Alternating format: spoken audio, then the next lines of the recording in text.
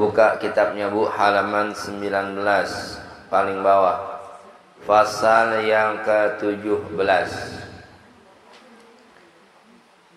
Adab aturan membaca Quran atau membaca maulid. Ada yang bilang maulud. Mana yang benar nih Bu? Maulid apa maulud? Bu, maulid atau maulud? Ayo, dibingung kan? Dua-duanya benar. Maulid atau maulud? Maulud itu kalau dhammah mauludun itu yang dilahirkan. Berarti yang dimaksud siapa? Nabi Muhammad sallallahu alaihi wasallam. Maulud Nabi Muhammad sallallahu alaihi wasallam berarti yang diperingati itu orang yang dilahirkannya. Adapun maulid ya waktunya maulidun ya. Jadi yang dimaksud itu maulid yang dituju tanggal 12 Rabiul Awalnya. Sebab Nabi lahir tanggal berapa? 12 Rabiul Awal. Jadi kalau ada yang bilang maulud benar, maulid juga benar ya. Bermula terlebih fardu wajib atas kita menghormati Quran. Kenapa Bu kita umat Islam diwajibkan untuk menghormati Al-Quran? Oh jelas, karena Al-Quran adalah kitab umat Islam. Al-Quran kitab suci yang dibawa oleh baginda Nabi kita Muhammad sallallahu alaihi wasallam. Di antara sekian banyak hebatnya Al-Quran, kata Allah apa dalam surah Al-Baqarah ayat kedua setelah Alif Lam Mim ayat pertama ayat kedua, Zalikal kitabu la raiba fi hudan lil muttaqin. Zalikal kitab, kata Allah, itulah Alkitab, maksudnya Al-Quran. La raiba fi, yang tidak ada lagi keraguan di dalamnya. Jadi kita umat Islam harus bangga Bu, dikasih satu kitab yaitu yang bernama Al-Quran, kitab suci umat Islam. Satu huruf ibu baca sudah dapat pahala. Kata Nabi, la aqulu alif lam mim harfun. Saya enggak katakan, kata Nabi, alif lam mim itu satu huruf, walakin alifun harfun. Alif satu huruf, walamun harfun, lam satu huruf, wa mimun harfun, mim satu huruf. Jadi alif lam mim berapa huruf? 3. Setiap satu huruf disebut sebagai satu kebaikan. Dan satu kebaikan itu dalam agama Islam, al-hasanatu bi asyri amsalihha. Setiap kebaikan itu Allah berikan pahala 10 kali lipatnya. Jadi kalau alif lam mim 3 huruf berarti 3 kebaikan. Dikali 10 jadi berapa Bu? Lam mim dapat tuh pahala 30 pahala. Jangan banyak perhitungan. Allahu Akbar, imam nih Bu, imam. Waladhdallin, amin. Bismillahirrahmanirrahim. Yasin. Makmum yang satu lama urusan ini Yasin. Enggak taunya Allahu Akbar. Yang satu bilang imam bokis. Mentang-mentang 2 ayat, 2 huruf dapat 2 pahala, dikali 10 dapat apa pahalanya? 20. Allahu Akbar. Itu Mama Dit namanya. Masa Yasin Allahu Akbar? Jangan. Artinya justru itu memacu semangat kita untuk giat baca Al-Quran. Bu, ada Quran, ada Quran. Ayo. Sama-sama 5 huruf. Quran, koran. Tapi beda Bu, jauh kemana-mana. Quran produk Allah, firman Allah subhanahu wa ta'ala. Kalau koran produk manusia, buatan manusia. Kalau Quran tadi Allah sudah katakan la raiba fi, tidak ada lagi keraguan dalam Al-Quran. Tapi kalau koran, mungkin sekarang kita udah jarang Bu ya baca koran ya. Mundur 10 apalagi 20 tahun yang lalu. Nah ibu-ibu nih pada langganan pos kota ya kan. Masih ingat nggak? Anak sekarang nggak tahu tuh pos kota koran apaan. Ya. Sekarang semua ini serba canggih di medsos, di handphone. Tapi koran itu produk manusia, banyak cacatnya. Kadang-kadang Bu berita benar disalahin, berita salah. Nah itu beda sama Quran. Quran kita baca satu huruf dapat satu pahala, lipat gandakan 10 kali lipat dapat 10 pahala. Baca Quran. Nah kalau baca koran berpahala enggak? Enggak ada ya. Makanya wajib buat kita apa? Mencintai Al-Quran, menghormati Quran. Di antara caranya apa? Dengan menaruhnya di tempat yang tinggi. Satu, posisikan Al-Quran berada di tempat yang paling tinggi. Ada buku, ada majalah, ada buku pelajaran umpama. Al-Quran taruh paling tinggi. Kenapa? Menunjukkan itu betul-betul pangkat Al-Quran. Nggak ada lagi yang lebih tinggi ketimbang Al-Quran. Bahkan termasuk kitab-kitab yang Allah turunkan kepada Nabi sebelum Nabi Muhammad SAW. Zabur, Taurat, Injil. Ini 3 Alkitab, tiga kitab suci. Itu semua tetap kalah pangkatnya, tapi masih lebih tinggi Al-Quranul Karim.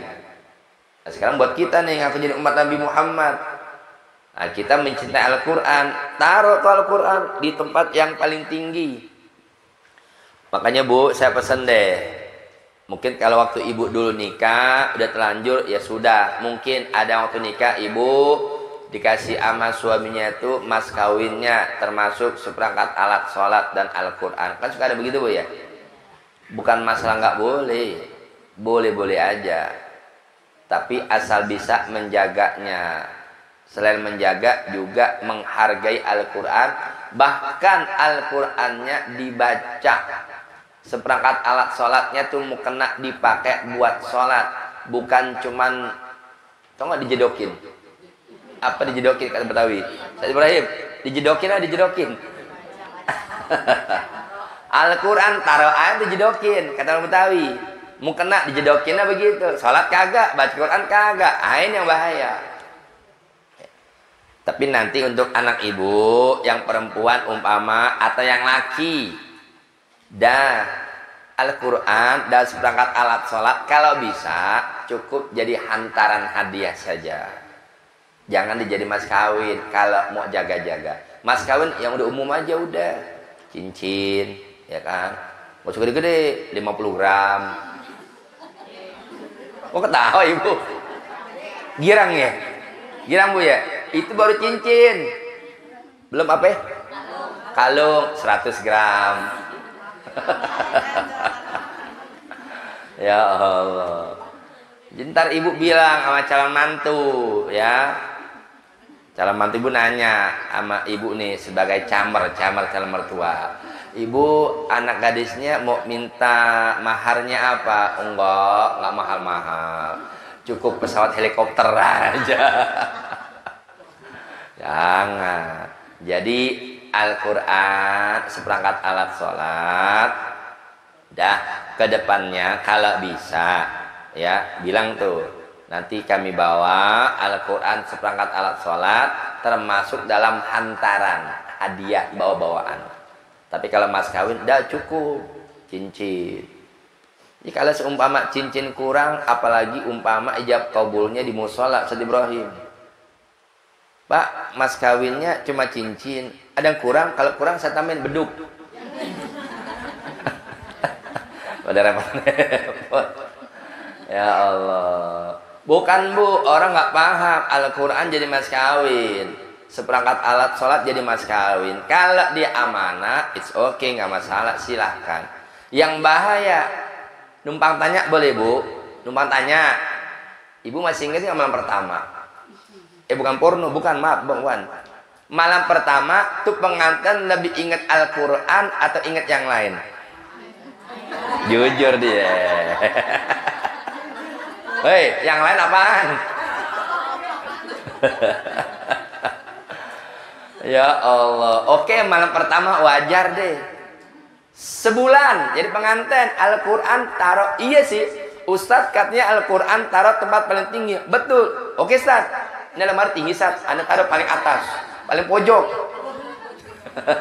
Borok-borok dibaca, disentuh aja kagak, sampai berdebu tuh Al-Quran. Hati-hati, nanti Al-Quran akan mengungkit. Ya Rabbi, aku di dunia, kata Al-Quran, dijadikan mas kawin, tapi aku nggak pernah dibaca. Boro-boro dibaca, ya Rabbi, disentuh kagak. Oh bahaya. Kata Al-Quran, apa kata Nabi? Man ja'alal Qur'ana amamahu qadahu ilal jannah. Siapa orang yang menjadikan Al-Quran di hadapannya, artinya dia jaga, dia selalu baca, dia selalu amalkan isi kandungan Al-Quran, qadahu ilal jannah. Nanti bu, Al-Quran yang menuntun ibu masuk dalam surganya Allah Ta'ala. Tapi sebaliknya, wa man ja'alal Qur'ana khalfahu ay wara'a dhahri. Yang jadikan Al-Quran di belakang punggungnya, artinya masa bodoh Al-Quran. Ada Al-Quran cuek, ada Al-Quran boro-boro baca, disentuh kagak. Taruh deh yang buat ibu, amalan ibu tiap malam, seminggu sekali, malam Jumat, apaan? Yasinan. Boro-boro baca Al-Quran, Yasinan juga kagak, kan rugi banget. Modal kita umpama modal ibu yang banyak kesibukannya, ada waktu senggang, maka orang tua dulu tuh ajarin baca Quran, biar kata sehari, biar kata satu ain. Ibu bisa ingat satu ain? Ada tanda itu Al-Quran. Nggak tahu kalau Al-Quran sekarang ada nggak tanda ainnya? Masih ada nggak? Masih ada juga. Minimal begitu. Yang habis sholat satu ain, habis sholat duhur satu ain. Maka orang tua dulu banyak berkah begitu, nggak jauh-jauh dari Al-Quran. Tapi kalau dia jadikan Al-Quran di belakangnya, dia nggak openin, dia cuekin Al-Quran, saqahu ilan nar, kata Nabi. Nanti Al-Quran itu yang ngedorong dia, jerumusin dia masuk ke dalam neraka. Nauzubillah. Nah, jadi penting buat kita jadikan Al-Quran, meletakkannya di tempat yang tinggi. Lagi yang suci, ini naruh di tempat yang tinggi, taruh di atas toilet, kan kurang ajar namanya. Nggak boleh dong. Ini Al-Quran firman Allah, taruh di tempat yang suci. Ya paling tinggi, tapi tempat yang suci. Jangan di atas toilet, jangan di atas kamar mandi. Itu sama juga menghina Al-Quran. Lagi patut pada syarah dan juga pantas menurut agama. Ibu pergi, orang perempuan kan umumnya bu kemana-mana bawa tas ya, bawa tas. Ibu ngaji nih umpama, taruh Al-Quran di tas. Ingat, kalau ibu umpama mau ke belakang, mau ke toilet, tasnya jangan dibawa. Lah kan ada Al-Qurannya. Ya umpama ada teman titip dulu, sampaikan bentar, saya mau ke belakang dulu. Ada Al-Quran. Ah, sekarang ada nanya, Ustadz gimana kalau di handphone? Kenapa handphone? Kan ada Al-Qurannya. Kan saya bilang, ini handphone apa Al-Quran? Ini handphone apa Al-Quran? Handphone. Tapi Ustadz kan ada aplikasinya. Betul. Justru itu canggihnya handphone. Tapi seumpama ibu lagi baca Al-Quran nih, umpama atau lagi baca-baca, masih ada tulisannya tuh. Ibu nggak keluar dulu, ya, masih ada tulisannya, ibu bawa kamar mandi. Nah itu jangan. Berarti masih ada tulisan Al-Quran. Ibu keluar dulu, balik ke posisi semula, ya. Apalagi ibu sempat matiin, di offin kamar mandi, nggak jadi masalah, gitu loh, ya. Sekarang tergantung bawanya juga nih. Ini handphone, ayo. Kadang-kadang umpama ada yang seketika dadakan dia perlu untuk mengingat-ingat hafalan Qur'annya, dia klik Al-Quran ya di handphonenya, buka menunya tuh. Dia padahal nggak ada air wudhu, karena dadakan, tetap dia statusnya kira-kira dihukumi pegang handphone atau pegang Al-Quran. Pegang handphone, bukan pegang Al-Quran. Tapi dari segi etika, segi adab, apalagi ibu memang niat mau baca Al-Quran, Tapi kebetulan saya nggak bawa Al-Quran, pakai di handphone aja lah. Ini dari segi etika nih, tetap kita menghargai Al-Quran. Yang paling bagus biar ada air wudhunya. Nah itu, jadi biar pahamnya situasional, lihat kondisinya. Kalau nggak paham ribut dulu. Pegang handphone ada wudhu, nah lu pegang handphone ada wudhu, terusin. Kalau di handphonenya lagi ada menu Al-Qurannya, apalagi semata-mata kita memang niat menyengaja mau baca Al-Quran, ya. Apalagi dalam Al-Quran jelas yang umpamanya Al-Quran nih. Memang dalam ayatnya Allah firmankan, la yamassuhu illal mutahharun. Tidaklah menyentuhnya Al-Quran itu kecuali oleh orang-orang yang tahir, mutahharun, orang yang suci yang ada wudu. Ya. Nah, ada yang berpendapat, oh itu mungkin yang disebut Al-Quran yang ada di apa namanya? Allahumma sholli ala Muhammad. Di tempat yang mulia. Lupa namanya. Makanya lanjutan ayatnya tanzilum mir rabbil alamin. Baca Al-Quran tanzilun yang diturunkan mir rabbil alamin, dari Tuhan Allah semesta alam, ya, Tuhan semesta alam. Jadi artinya itu yang dimaksud Al-Quran yang kita ada di dunia ini. Jadi kalau mau menyentuhnya jangankan baca, nyentuhnya aja kudu wajib ada air wudu. Sekarang contoh ibu orang perempuan, dia punya anak nih, lagi mau ujian, nanya, ibu ini Al-Quran cara bacanya gimana bu? Kebetulan maaf, ibu sebagai perempuan lagi datang halangan. Kalau semata-mata baca Al-Quran haram, nggak boleh. Kondisinya lagi halangan. Tapi satu kondisi, karena ibu di sini bukan tujuan baca Quran, tapi sekedar membantu atau meluruskan. Barangkali tuh anak bacanya ada yang salah harokatnya, ibu apal, ibu tegur, nak bukan begitu bacanya. Gimana bu? Ibu lantunkan tuh bacanya begini. Kan sebetulnya sama aja ibu baca Al-Quran kan? Tapi di saat ibu itu tidak diharamkan. Kenapa? Karena ibu niatnya bukan baca Quran, tapi mendidik. Paham nggak? Ngingetin. Malah ibu kalau pas dengar anak ibu baca Al-Quran salah, ibu diemin, ibu yang dosa. Iya. Enggak, sari halangan. Enggak. Jadi dosa. Lempengin, betulin. Nah, bacanya begitu, harokatnya terbalik, hurufnya salah. Nah, begitu. Apalagi ibu umpama sebagai seorang guru ngaji, ya, apalagi umpama ibunya sebagai guru ini lagi halangan, murid pada ngaji, ya kan? Nah, ibu sebagai hafizah nih. Ada juga sebagai seorang perempuan yang penghafal Al-Quran. Bab Al-Quran itu memang kudu wajib harus diulang-ulang. Contoh perempuan, maaf, perempuan halangan itu dalam hukum fikih paling tidak minimal sehari semalam, 24 jam. Umumnya 6-7 hari, sepekan seminggu. Maksimal orang perempuan halangan itu 14-15 hari, hampir 2 minggu. Andai kata, maaf, ada perempuan dapat masa halangannya yang lama hampir 2 minggu. Kebetulan dia seorang guru penghafal Al-Quran. Kalau umpama dalam jeda 2 minggu dia nggak ulang-ulang, bisa hilang nggak hafalannya? Bisa berkurang. Nah, makanya hukumnya boleh karena darurat. Nah, itu maksudnya. Tujuannya bukan baca Al-Quran, menguatkan hafalan, mengingat-ingat.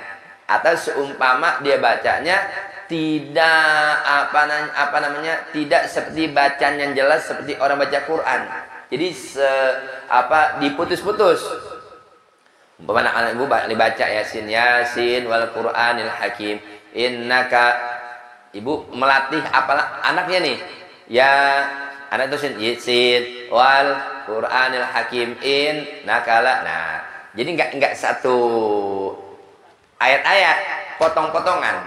Jadi sekedar membantu menguatkan hafalan si anak ibu. Jadi begitu, kalau tahu ilmu nggak bakal ribut.